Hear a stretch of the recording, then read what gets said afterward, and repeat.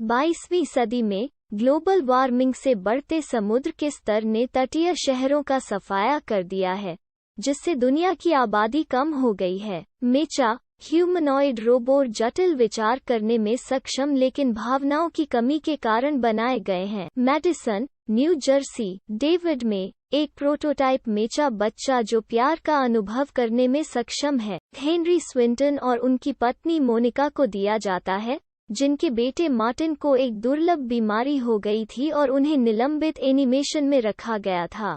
Monika David के साथ असहज महसूस करती है, लेकिन अंततः उसके साथ गर्मजोशी से पेश आती है और अपने छापने वाले प्रोटोकॉल को सक्रिय करती है, जिससे उसे उसके लिए एक स्थायी बच्चों जैसा प्यार हो जाता है। डेविड चाहता है कि मोनिका उसके प्रति वही प्यार व्यक्त करे। वो मार्टिन के रोबोट टेडी बियर टेडी से भी दोस्ती करता है। मार्टिन अप्रत्याशित रूप से अपनी बीमारी से ठीक हो गया और उसे घर लाया गया। मार्टिन को डेविड से जलन होती है और उसे मोनिका के सोते समय उसके बालों के ताले काटने जैसे चिंताजनक कार्य करने के लिए ताना मारता है।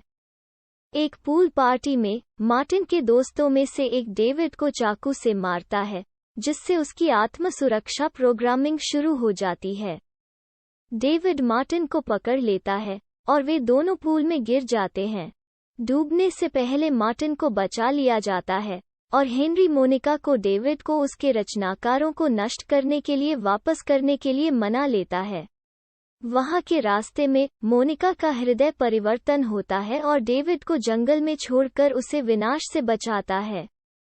टेडी के साथ अपने एकमात्र साथी के रूप में David the adventures of Pinocchio को याद करता है और ब्लू फेरी को खोजने का फैसला करता है ताकि वो उसे एक असली लड़के में बदल सके, जो उसे विश्वास है कि मोनिका के प्यार। डेविड और टेडी को एक मांस मेले द्वारा पकड़ लिया जाता है, जहां अप्रचलित मेचा को भीड़ के सामने नष्ट कर दिया जाता है। डेविड लगभग खुद को नष्ट कर चुका है और अपने जीवन के लिए याचना करता है। दर्शकों, डेविड की यथार्थवादी प्रकृति से धोखा दिया, विद्रोह करता है और डेविड को हत्या के लिए तैयार किए जाने के बाद अधिकारियों से भागते हुए एक पुरुष वेश्या मेचा गिगोलो जो के साथ भागने की अनुमति देता है। डेविड, टेडी और जो रूज सिटी के विलुप्त रिजॉर्ट शहर में जाते हैं, जहां डॉक्टर नो, एक होलोग्राफिक उत्तर इंजन, उन्हें मैनहट्टन के बाढ़ग्रस्त खंडहरों में रॉकफेलर सेंटर के शीर्ष पर निर्देशित करता है और डेविड द्वारा व्याख्या की गई परियों की कहानी की जानकारी भी प्रदान करता है, जिसमें नो के रूप में सूचित किया गया है। यह सूचना के लिए आवश्यक है, जो कि सूचना के लिए आवश्यक है, इसकी जानकारी के लिए आवश्यक है।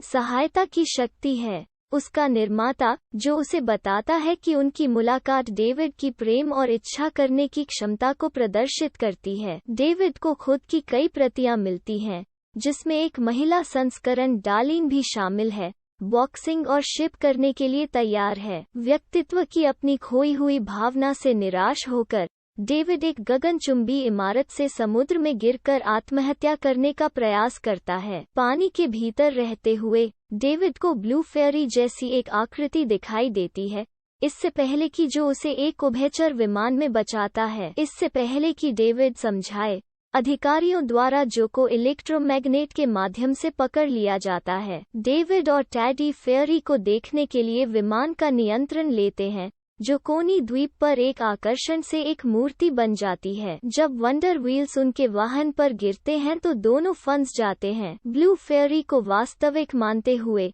डेविड मूर्ति को उसे एक वास्तविक लड़के में बदलने के लिए कहता है और इस अनुरोध को तब तक दोहराता है जब तक कि उसका आंतरिक शक्ति स्रोत समाप्त नहीं हो जाता। 2000 साल बाद मनुष्य विलुप्त हो गए हैं और मैनहट्टन हिमनदों की बर्फ के नीचे दब गया है।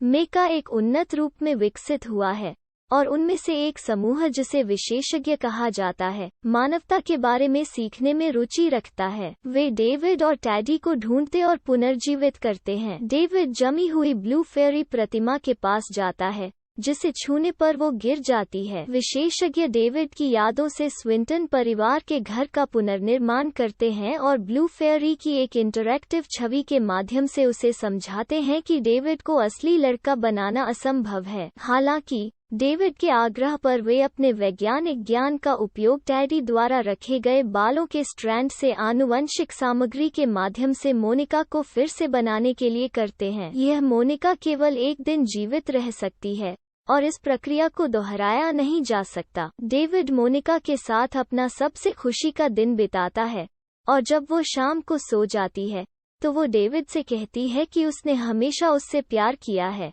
वो अनंत क्षण जिसका वो इंतजार कर रहा था, कथाकार कहता है।